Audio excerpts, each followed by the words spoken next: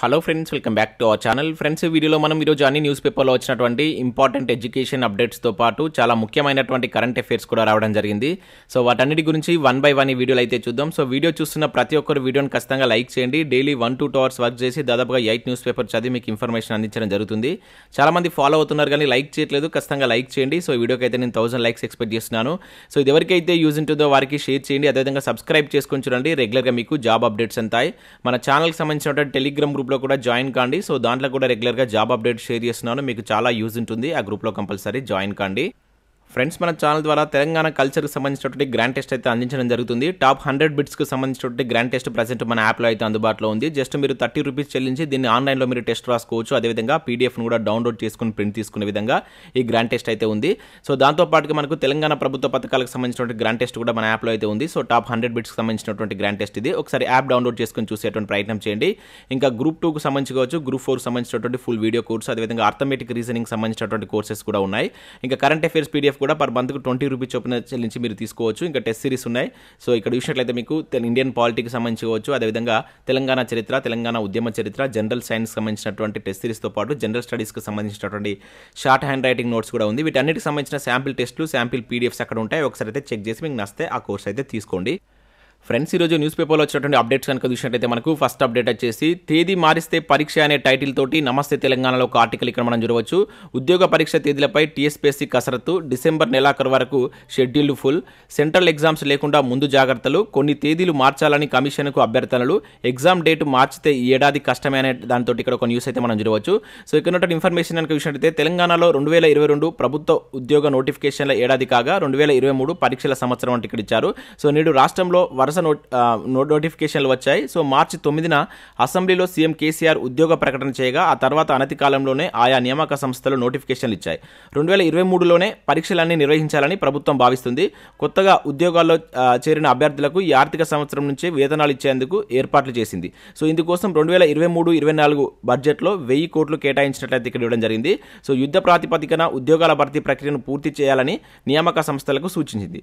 దీనికి అనుగుణంగా నియామక సంస్థలు ఉద్యోగాలన్నీ చకచక భర్తీ చేసేందుకు కార్యాచరణ సిద్ధం చేసేయంటూ ఇక్కడ ఇచ్చారు. సో డిసెంబర్ వరకు టీఎస్పీఎస్సీ పరీక్షల తేదీలను ఖరారు చేసింది.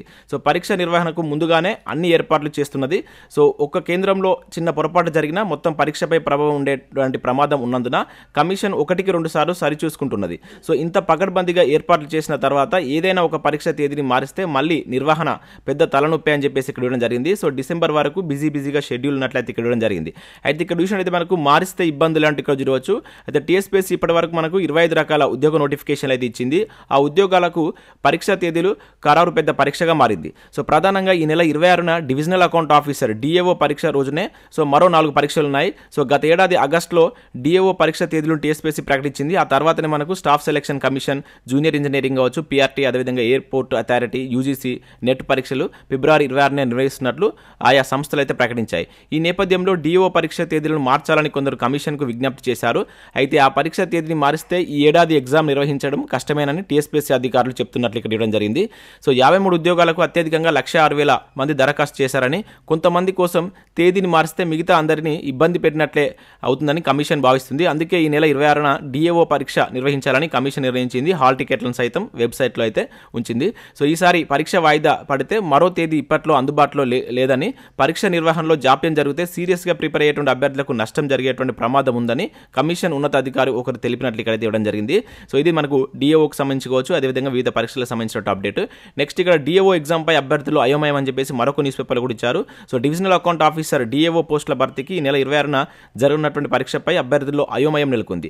అదే రోజున స్టాఫ్ సెలక్షన్ కమిషన్ కావచ్చు, కేంద్రీయ విద్యాలయాల్లో టీచర్ పోస్టుల భర్తీకి exam, airport commission administrative test పరీక్ష ఉండడంతో రాష్ట్రానికి చెందినటువంటి డిఏఓ ఎగ్జామ్ను అభ్యర్థులు రాయబోయేటువంటి అభ్యర్థులు అయోమయానికి గురి అవుతున్నట్లు ఇవ్వడం జరిగింది. ఇక్కడ కేంద్ర ఉద్యోగాలకు సంబంధించినటువంటి ఎగ్జామ్ ఉన్నందున రాష్ట్రానికి చెందినటువంటి డిఏఓ పరీక్షను వాయిదా వేయాలని ఇప్పటికే కొందరు అభ్యర్థులు హైకోర్టును ఆశ్రయించినట్లు కూడా ఇక్కడ ఇవ్వడం జరిగింది. సో దీని మీద హైకోర్టులో కేసు కూడా వేశారని చెప్పేసి ఇక్కడ ఇచ్చారు. సో అది ఈ రోజు హియరింగ్ ఉందని చెప్పేసి చెప్తున్నారు. మరి కోర్టు ఎటువంటి తీర్పు ఇస్తుందో వేచి చూడాల్సిందే. ఈవినింగ్ వరకు దానికి సంబంధించిన అప్డేట్ వచ్చేటువంటి ఛాన్స్ అయితే ఉంది. సో వెబ్సైట్లో మనకు డిఏఓ ఆర్టికల్స్ అయితే అందుబాటులో ఉన్నాయి. సో ఇంకా ఎవరైనా డౌన్లోడ్ చేసుకోకుండా ఉన్నట్టయితే డౌన్లోడ్ చేసుకున్నట్టు ప్రయత్నం చేయండి. టీఎస్పీఎస్సీ వెబ్సైట్కి వెళ్ళి చూసి డౌన్లోడ్ చేసుకోండి. సో నెక్స్ట్ విషయంలో త్వరలో 1400 పోస్టులు అనే టైటిల్ తోటి దిశ న్యూస్ పేపర్లో మరొక అప్డేట్ ఇక్కడ చూడవచ్చు. మెడికల్ కాలేజీల్లో త్వరలో అసిస్టెంట్ ప్రొఫెసర్ ఉద్యోగాల భర్తీ అని చెప్పేసి ఇక్కడ మనకు ఒక అప్డేట్ అయితే రావడం జరిగింది. సో ఇక్కడ విషయంలో మనకు రాష్ట్రంలోని వైద్య కళాశాలలో త్వరలో 1400 అసిస్టెంట్ పోస్టులను భర్తీ చేస్తామని మంత్రి హరీష్ రావు వెల్లడించినట్టు ఇక్కడ చూడవచ్చు. సో ఈ పోస్టుల భర్తీతో తెలంగాణ వైద్య సేవలు మరింత మెరుగుపడతాయని చెప్పేసి ఆయన తెలిపినట్టు ఇక్కడ ఒక అప్డేట్ రావడం జరిగింది. దాంతో పాటుగా మరో 295 అసిస్టెంట్ ప్రొఫెసర్ ఉద్యోగాలంటే ఇక్కడ చూడవచ్చు. సో ఇటీవల ప్రభుత్వం మెడికల్ కాలేజీలో అసిస్టెంట్ ప్రొఫెసర్ పోస్టుల భర్తీకి నోటిఫికేషన్ అయితే ఇచ్చింది. సో దానిలో కొన్ని మార్పులు చేసినట్టు ఇక్కడ చూడవచ్చు. ఈ మేరకు సోమవారం మెడికల్ రిక్రూట్మెంట్ బోర్డు ఓ నోటిఫికేషన్ విడుదల చేస్తూ గతంలో 1147 పోస్టుల భర్తీకి నోటిఫికేషన్ ఇవ్వగా ప్రస్తుతం వాటికి అదనంగా మరొక 295 పోస్టులను యాడ్ చేసింది. సో ఓవరాల్గా 1442 పోస్టులు భర్తీ చేయనట్లు తాజా నోటిఫికేషన్లో పేర్కొన్నట్టు ఇక్కడ చూడవచ్చు. సో దానికి సంబంధించి ఈరోజు మనకు చాలా న్యూస్ పేపర్లో అప్డేట్స్ అయితే రావడం జరిగింది. ఇక్కడ మరొక న్యూస్ పేపర్లో చూడవచ్చు, వెలుగు న్యూస్ పేపర్ కూడా ఇచ్చారు. సో అసిస్టెంట్ ప్రొఫెసర్ పోస్టుల సంఖ్య పెంపు అనే టైటిల్ తోటి ఇక్కడ ఒక న్యూస్ చూడవచ్చు.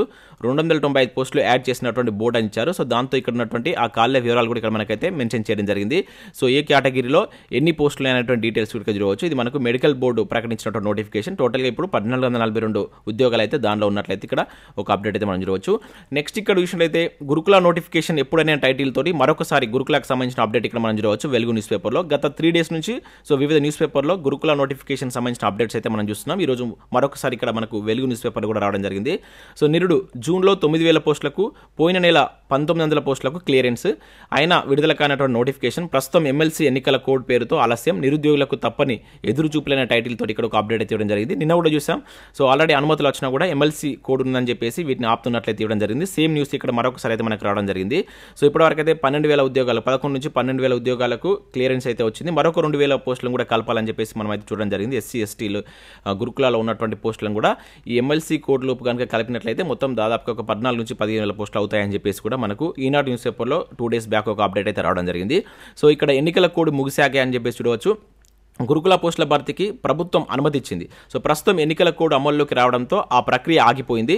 కోడ్ ముగియగానే నోటిఫికేషన్ ఇచ్చేందుకు అన్ని ఏర్పాట్లు చేస్తున్నామని చెప్పేసి ఇక్కడ మనకు ఒక అప్డేట్ కూడా ఇవ్వడం జరిగింది. సో ఇక్కడ TREIRT కన్వీనర్ ఒకరు తెలిపినట్లే ఇక్కడ ఒక అప్డేట్ అయితే మనం చూడవచ్చు. సో మనకి ఎన్నికల కోడ్ ముగిసిన తర్వాత ఈ నోటిఫికేషన్ అయితే ఎక్స్పెక్ట్ చేయొచ్చు అని చెప్పేసి అయితే చెప్తున్నారు. సో నెక్స్ట్ ఇక్కడ పోలీసు ఉద్యోగాలకు సంబంధించిన అప్డేట్స్ అయితే చూడవచ్చు. ఫిజికల్ టెస్ట్లకు 1138 మంది హాజరంటూ చూడవచ్చు. సో నిన్న కరీంనగర్లో జరిగినటువంటి ఈవెంట్స్కు సో 1138 మంది హాజరు కాగా 400 మంది అర్హత సాధించారని చెప్పేసి ఇక్కడ ఒక అప్డేట్ రావడం జరిగింది. సో నెక్స్ట్ మరొకటి కూడా ఇక్కడ చూడవచ్చు. కానిస్టేబుల్ SI ఫిజికల్ టెస్టులు పూర్తి అని చెప్పేసి ఇచ్చారు. సో నల్గొండ జిల్లాకు సంబంధించినటువంటి ఈవెంట్స్ అయితే కంప్లీట్ కావడం జరిగింది. 15 నుంచి 20 తేదీల్లో వీటిని అయితే కంప్లీట్ చేశారు. సో టోటల్ ఈ పరీక్షలకు ఈ ఈవెంట్స్కి వచ్చేసి 4790 మంది అభ్యర్థులు హాజరు కాగా అంటే అక్కడ వాళ్ళకి అడ్మిట్ కార్డులు జారీ చేయగా దానికి 4049 మంది అయితే హాజరయ్యారు. సో 1252 మంది మనకు నల్గొండలో జరిగినటువంటి ఈ పర్టికులర్ ఏదైతే ఉంది కదా ఆ జిల్లా నుంచి అయితే ఇక్కడ సెలెక్ట్ అయినట్లుగా అర్హత సాధించినట్లయితే ఇవ్వడం జరిగింది. ఇది ఓన్లీ నల్గొండ జిల్లాకు సంబంధించినటువంటి అప్డేట్. సో ఇవి రెండు మనకు పోలీసు ఉద్యోగాలకు సంబంధించిన అప్డేట్స్. నెక్స్ట్ విషయాలైతే ఇక్కడ మిలిటరీ ఇంజనీరింగ్ కాలేజ్లో 119 కుళ్ళు అంటే ఇక్కడ ఒక అప్డేట్ మనం చూడవచ్చు. సో మనకు దేశంలోనే ఎంతో ప్రాముఖ్యాన్ని సంతరించుకున్నటువంటి కాలేజ్ ఆఫ్ మిలిటరీ ఇంజనీరింగ్ వివిధ ఉద్యోగాల భర్తీకి సంబంధించిన ఒక నోటిఫికేషన్ అయితే జారీ చేసింది. సో వాటికి సంబంధించి ఈరోజు మనకి ఈనాడు న్యూస్ పేపర్లో ఒక ఆర్టికల్ అయితే ఇచ్చారు. వీటికి ఎవరు అర్హులు, వీటి యొక్క జాబ్ ప్రొఫైల్ ఏ విధంగా ఉంటుంది అండ్ పరీక్ష విధానం ఏ విధంగా ఉంటుందని చెప్పేసి ఇక్కడ ఇవ్వడం జరిగింది. ఇంజనీరింగ్ అభ్యర్థులు వీటికైతే అప్లై చేసుకోవచ్చు. చాలా మంచి నోటిఫికేషన్. ఒకసారి దీన్ని చూసేటువంటి ప్రయత్నం చేయండి. ఎవరైతే ఇంజనీరింగ్ అభ్యర్థులు ఉంటారో సో చూసి మీకు కనుక ఎలిజిబిలిటీ ఉంటే వీటికి అప్లై చేసుకునే ప్రయత్నం చేయండి. సో ఇవి మనకు వివిధ న్యూస్ పేపర్లో వచ్చినటువంటి education updates. Next current affairs అయితే చూద్దాం. చాలా ఇంపార్టెంట్ కరెంట్ అఫైర్స్ అయితే రావడం జరిగింది. స్కిప్ చేయకుండా చూసేటువంటి ప్రయత్నం చేయండి. ఖచ్చితంగా లైక్ చేయండి. ఒకే వీడియోలో మీకు ఎడ్యుకేషన్ అప్డేట్స్ అదేవిధంగా అండ్ కరెంట్ అఫైర్స్ కలిపి అయితే అందించడం జరుగుతుంది. ఖచ్చితంగా లైక్ చేసి మీ మిత్రులకైతే షేర్ చేయండి. సో ఇక్కడ మనం ఫస్ట్ కరెంట్ అఫైర్ కనుక విషయంలో అయితే నీతి ఆయోగ్ CEOగా BVR సుబ్రహ్మణ్యం అని చెప్పేసి ఇక్కడ ఒక ఇంపార్టెంట్ కరెంట్ అఫైర్ అయితే చూడవచ్చు. సో తెలుగు వ్యక్తికి కీలక స్థానం. సో ఇతను మన తెలుగు వ్యక్తి, ఆంధ్రప్రదేశ్ సంబంధించిన వ్యక్తి, గుర్తుంచుకోండి. సో నీతి ఆయోగ్ CEOగా తెలుగు అధికారి మనకు BVR సుబ్రహ్మణ్యం నియమితులు కావడం జరిగింది. సో 1987 ఛత్తీస్గఢ్ కేడర్కి చెందినటువంటి IAS అధికారి ఇతను. సో ఇతను కేంద్ర వాణిజ్య శాఖ కార్యదర్శి హోదాలో పదవి విరమణ అయితే చేయడం జరిగింది. సో ప్రస్తుతం నీతి ఆయోగ్ CEOగా ఉన్నటువంటి పరమేశ్వరన్ అయ్యర్ సో అమెరికాలో ప్రపంచ బ్యాంక్ ప్రధాన కార్యాలయంలో ఎగ్జిక్యూటివ్ డైరెక్టర్గా నియమితులయ్యారు. ఇక్కడ 2 కరెంట్ అఫైర్స్ అయితే మనకు గుర్తుంచుకోవాల్సి అయితే ఉంటుంది. ఒకటి వచ్చేసి మనకు అంతకుముందు ఉన్నటువంటి ఈ పరమేశ్వరన్ అయ్యర్ వచ్చేసి ప్రజెంట్ మనకు ప్రపంచ బ్యాంక్ ప్రధాన కార్యాలయంలో ఎగ్జిక్యూటివ్ డైరెక్టర్గా నియమితులయ్యారు. చాలా ఇంపార్టెంట్. సో ఆ ప్లేస్ ఖాళీ అయింది కనుక సో ఆ ప్లేస్లో మనకి ఇప్పుడు ఈ సుబ్రహ్మణ్యం రావడం జరిగింది. సో ఈ 2 ఇక్కడ గుర్తుంచుకోండి. ఇతను మన ఆంధ్రప్రదేశ్కి సంబంధించినటువంటి వ్యక్తి. ఓకే, 2 కరెంట్ అఫైర్స్ ఉన్నాయి కనుక జాగ్రత్తగా గుర్తుంచుకోండి. నియామకాలకు సంబంధించి మనకు డైరెక్ట్గా అడగడానికి ఛాన్స్ ఉంటుంది. సో నెక్స్ట్ విషయంలో అయితే అత్యుత్తమం దుండిగల్ ఠాణా అంటే ఇక్కడ ఒక కరెంట్ అఫైర్ చూడవచ్చు. సో మనకు మేడ్చల్ మల్కాజిగిరి జిల్లా దుండిగల్ పోలీస్ స్టేషన్కు రాష్ట్రంలోనే ఉత్తమ ఠాణాగా అయితే ఎంపికైంది. సో మనకు కేంద్ర హోంమంత్రిత్వ శాఖ ఏటా దేశవ్యాప్తంగా అత్యుత్తమ పోలీస్ స్టేషన్లు అయితే ఎంపిక చేస్తుంది. సో 2022 గాను మనకి దుండిగల్ ఠాణాకు తెలంగాణలో తొలి ర్యాంక్ అయితే సాధించినట్లు ఇక్కడ మనం గుర్తుంచుకోవాల్సి ఉంటుంది. సో నేరుగా మన క్వశ్చన్ అడుగుతాడు. సో ఇటీవల కేంద్ర హోంమంత్రిత్వ శాఖ రిలీజ్ చేసినటువంటి దాంట్లో సో 2022 గాను అత్యుత్తమ పోలీస్ స్టేషన్గా ఈ క్రింది ఏ స్టేషన్ నిలిచిందని చెప్పేసి అడగడానికి ఛాన్స్ ఉంటుంది. సో దుండిగల్ పోలీస్ స్టేషన్ అని చెప్పేసి గుర్తుంచుకోండి. ఇటువంటి వాటికి మనకు అవార్డులకు సంబంధించి మ్యాక్సిమం డైరెక్ట్గా నేరుగానే అడిగితే దానికి సంబంధించినటువంటి ఏదైనా హిస్టారికల్ బేస్డ్ ఏమైనా అడగవచ్చు. అది ఎప్పుడు స్టార్ట్ అయిందని చెప్పేసి కూడా మనకు అప్లికేషన్లో అడిగేటప్పుడు వాటిని కూడా యాడ్ చేస్తాడు. సో నెక్స్ట్ విషయంలో అయితే ఇక్కడ భారత్కు 2 స్వర్ణాలు అంటూ చూడవచ్చు. సో షూటింగ్ ప్రపంచ కప్. సో ఇది ఎక్కడ జరుగుతుంటే మనకు ఈజిప్ట్ కైరోలో జరుగుతున్నటువంటి షూటింగ్ ప్రపంచ కప్లో భారత్కి అయితే నిన్న 2 స్వర్ణాలు రావడం జరిగింది. సో షూటింగ్ ప్రపంచ కప్లో మిక్స్డ్ టీమ్ ఎయిర్ ఈవెంట్స్లో భారత్కు 2 స్వర్ణాలు సొంతం చేసుకుంది. సోమవారం 10 మీటర్ల ఎయిర్ రిఫైల్ టీమ్ ఫైనల్లో మనకు భారత్కు సంబంధించినటువంటి ఈ నర్మదా నితిన్ అదేవిధంగా రుద్రాంక్ష్ సో ఇక్కడ హంగేరీకి సంబంధించినటువంటి ప్లేయర్ని ఓడించడం ద్వారా సో వాళ్ళు ఒక స్వర్ణాన్ని గెలుచుకున్నారు. దాంతోపాటుగా 10 మీటర్ల ఎయిర్ పిస్టల్ తుది పోర్లో కూడా వరుణ్ తోమర్ అదేవిధంగా రితమ్ సంగ్వాన్ జంట కూడా మరొక స్వర్ణాన్ని అయితే సెర్బియాకి సంబంధించినటువంటి ప్లేయర్ని ఓడించి 2వ స్వర్ణాన్ని అయితే గెలుచుకోవడం జరిగింది. సో ఇక్కడ మనం ముఖ్యంగా ఇటువంటి వాటిని ఎట్లా గుర్తుంచుకోవాలంటే ఇది ఎక్కడ జరుగుతుంది, సో షూటింగ్ ప్రపంచ కప్ ఎక్కడ జరుగుతుంది ఒక పాయింట్, అదేవిధంగా దానిలో ఏ మెడల్ వచ్చింది అనేటువంటిది అదొకటి గుర్తుంచుకోండి.